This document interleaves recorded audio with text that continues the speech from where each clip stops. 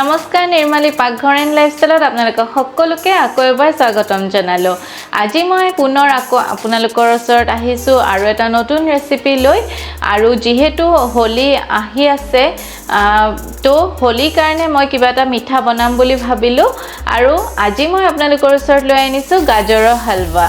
গাজৰৰ হালৱা সকলোৱে জানে বনাব, তথাপিও ভাবিলো ময়ো দেখাও আৰু ময়ো বনাও আজি আপোনালোকৰ লগত। তেতিয়া হলে আহক ৰেচিপিটো স্টাৰ্ট কৰো। গাজৰৰ হালৱা বনাবৰ কাৰণে আমাক লাগিব গাজৰ। মই এনেকুৱা ৰঙা গাজৰটো লৈছো। এনেকুৱা গাজৰ মানে এনেকুৱা সাইজৰ গাজৰ মই 4টা লৈছো। 4টাত মোৰ ইমানখিনি হৈছে। মাৱা লৈছো মই 100 গ্ৰাম। অলপ ড্ৰাই ফ্ৰুটস লৈছো, কাজু, আলমন্ড আৰু কিশমিশ একেবাৰে সৰু সৰুকে কাটি লৈছো। ইলাচি গুৰি লৈছো, চেনি লৈছো। চেনি মই ইয়াতে আধা কাপ মান লৈছো, জোখমতে দিম। আৰু ঘি লৈছো, ঘি মোক 2 চামুচ মানে লাগিব আৰু গাখীৰ লৈছো। গাখীৰ ইয়াতে মোৰ 1.5 কাপ আছে। বাস ইমানখিনিয়ে লাগিব।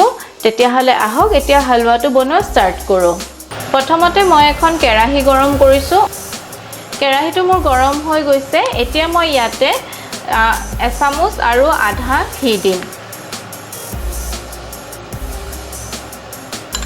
ঘিখিনি গলি যোৱাৰ লগে লগে ইয়াতে মই গাজৰখিনি দি দিম।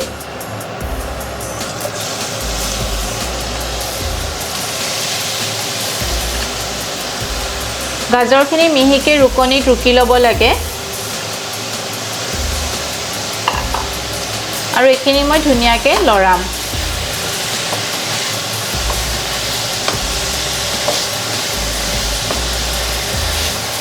এইখিনি মই তেতিয়ালৈকে লৰাম যেতিয়ালৈকে গাজৰৰ ৰংটো সলনি হৈ নাযায় আৰু ইয়াৰে কেঁচা গোন্ধটো গুচি নাযায়।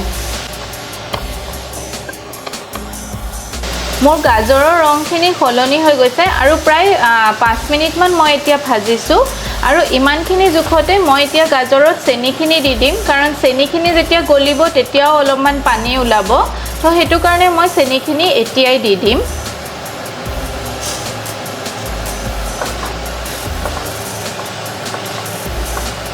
মিঠাটো আপোনালোকে নিজৰ, কিছুমানে কম মিঠা খায়, কিছুমানে বেছি মিঠা খায়, তো মিঠাটো আপোনালোকে নিজৰ আন্দাজ মতে দিব পাৰিব। মই ইয়াতে আধা কাপতছে কমেহে প্ৰায় চেনি ইউজ কৰিছো।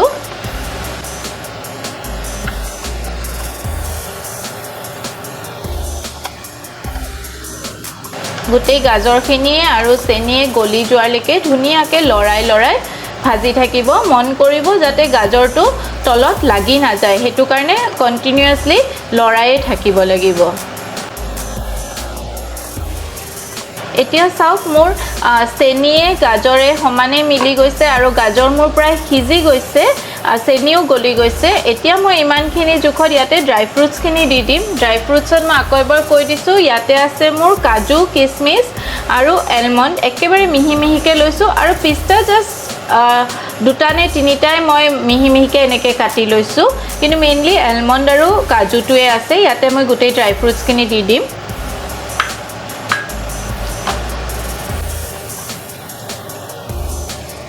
যেহেতু ফেষ্টিভেল আহি আছে আৰু ফেষ্টিভেলৰ টাইমত কিবা এটা মিঠা হ'লে ভাল লাগে, সেইটো কাৰণে মই ভাবিলোঁ আজি এই ৰেচিপিটোকে আপোনালোকৰ ওচৰত লৈ আনো। এতিয়া মই ইয়াতে গাখীৰ দিম। গাখীৰ মই যদিও 1.5 কাপ লৈছোঁ, প্ৰথম মই ইয়াতে অলপমান গাখীৰ দিম। অলপ গাখীৰ দি মই ঢাকনি মাৰি গাজৰটো সিজিব দিম। তাৰ পিছতহে মই চাম যে কি আৰু গাখীৰ লাগিবনে নাই। তো ইয়াতে মই এতিয়া ফাৰ্ষ্ট অলপ গাখীৰ দিম। একেলগে গোটেইখিনি গাখীৰ দি দিব নালাগে। গাখীৰখিনি ধুনীয়াকে লৰাই ল'ব আৰু তাৰ পিছত 10 মিনিটৰ কাৰণে গেছটো সিমত দি কেৰাহীটো ঢাকি ৰাখিব, কিন্তু লক্ষ্য কৰিব যাতে গাখীৰটো তলত লাগি নাযায়। গাখীৰটো যদি লাগি যায় তেতিয়া এটা বেয়া গোন্ধ আহিব, মানে তেতিয়া সেই টেষ্টটো নাহিব। ধুনীয়াকে এইখিনি লৰাই একদম গেছটো সিমত এতিয়া মই এইখিনি ঢাকি দিম 10 মিনিটৰ কাৰণে।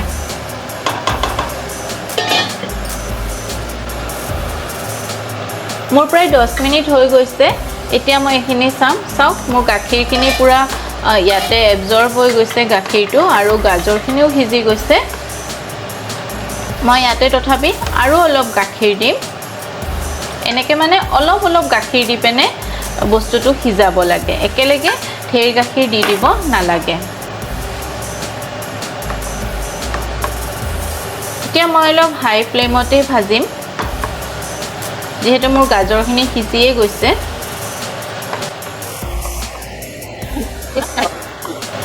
এতিয়া মই ইয়াতে যিখিনি ইয়াতে মোৰ 1.5 কাপ গাখীৰে লাগিলে কিন্তু মই গাখীৰখিনি পাৰ্ট বাই পাৰ্ট দিছো ইয়াতে যিখিনি বাকি আছিল গোটেইখিনি দি দিছো দি পেনে মই another 5 মিনিটছৰ কাৰণে মই এটো হিটত ৰাখিম আৰু সিমত থৈ দিম মই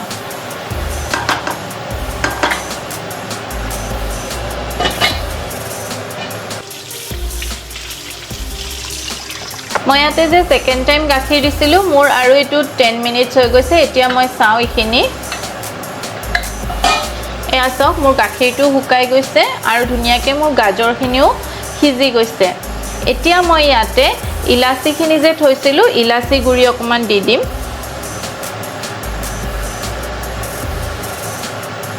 মই বাৰু ইয়া গোটা ইলাচিকে পাউডাৰ কৰি দিছো মানে মোৰ পাউডাৰ ইলাচি নাছিলে হেতু কাৰণে এতিয়া এখিনি ধুনিয়াকে মিলাই দিম আৰু ওপৰত মই আৰু অলপ ঘি দি দিম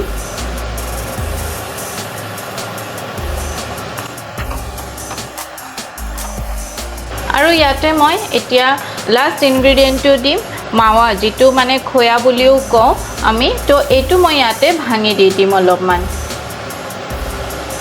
এটো দিলে ইমান ধুনিয়া এটা মানে টেক্সচাৰ হয় নহয় হালৱাটোৰ আৰু টেষ্টটোৱে মানে চেঞ্জ হৈ যায় হালৱা আৰু মই ইয়াতে নহয় ফুল ক্ৰীম মিল্কটো ইউজ কৰিছো পৰাপক্ষত মানে ট্ৰাই কৰিব যাতে ফুল ক্ৰীম মিল্কটো ইউজ কৰে ইয়াতে মই মাৱাখিনি গুটি ভাঙি দিছো ইয়াতে মোৰ 100 গ্ৰাম মাৱা আছিল এতিয়া এইখিনি ধুনিয়াকে লৰাই মেলি ভাজি দিম যিমান পাৰে হেতা পাতি দি মানে যাতে মানে হেতা পাতি দি ভাঙি যায় আপোনাৰ ইয়াতে যিমানখিনি মানে মাৱা আছে বা সব সিমানখিনি মানে তেনেকে ট্ৰাই কৰিব যাতে হেতা পাতি দি আপুনি এনেকে মানে ভাঙি ভাঙি দিব পাৰে এনেও বাৰু গলিয়ে যায় যেহেতু তো গাখীৰৰে বস্তু হয়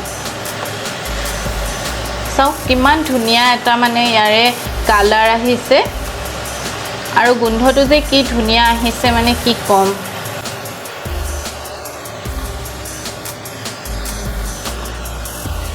মোৰ হালৱা ৰেডি হৈ গৈছে প্ৰায় আপোনালোকে নমুৱাৰ সময়ত সদায় মিঠাটো চাই লব চেনিৰ জুখটো কাৰণ মিঠাটো বেছি কম হলেও আকৌ মানে হেৰেকা হেৰেকা লাগে হেতু কাৰণে মিঠাটো চাই পেনে যদি এডজাস্ট কৰিব লাগে অলপমান চেনি দি পেনে ইয়াতে এডজাস্ট কৰি দিব পাৰে মোৰ বাৰু ইয়াতে মিঠা জুখতে হৈছে আৰু ইয়া মোৰ হালৱাখিনি হৈ গৈছে ইমানখিনি জুখতে মই ইয়াতে গেছটো বন্ধ কৰি দিম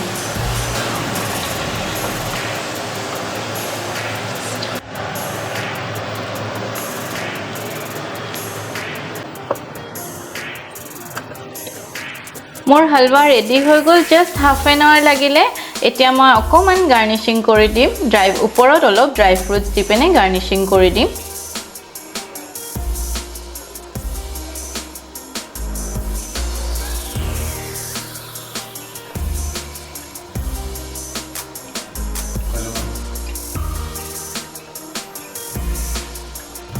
এতিয়া মই অকমান হালৱা আপোনালোকক টেষ্ট কৰি দেখাম